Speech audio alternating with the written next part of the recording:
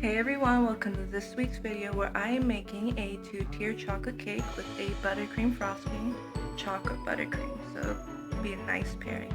So if you want to see how I do it, follow along and I'll link both recipes for it in the description.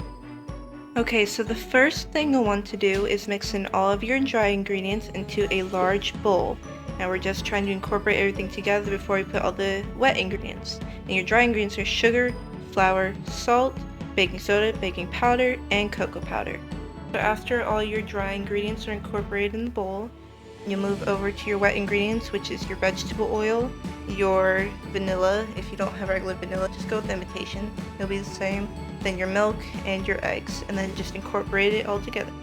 So after you've incorporated your wet and dry ingredients, take a cup of boiling water and add it to the mixture to make the batter thinner.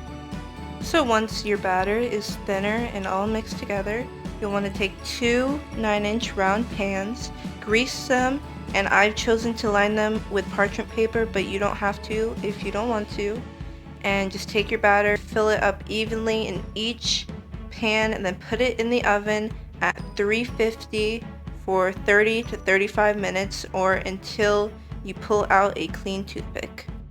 While we wait for the cakes to be baked, we can move on to the buttercream, where we are taking 1.5 cups of butter, which is 3 sticks, and we are adding it to a bowl and whipping it till it is light and fluffy, which should take anywhere from 5 to 10 minutes. After you've whipped the butter till it is light and fluffy, you want to go to your next ingredients and sift in your powdered sugar and your cocoa powder. After you've done that, you want to put in your vanilla and your heavy whipping cream and then combine. And there's the finished frosting, and if you want it to be any thinner than this, you can just add more whipping cream and just wait for your cakes to cool and then you can ice it. Alright, so here are the finished cakes after they have cooled and I've placed them down. Now normally I would level them to make them flat and even, but I flip them over while they're hot so that mountain top that you usually give the cake has flattened out all on its own.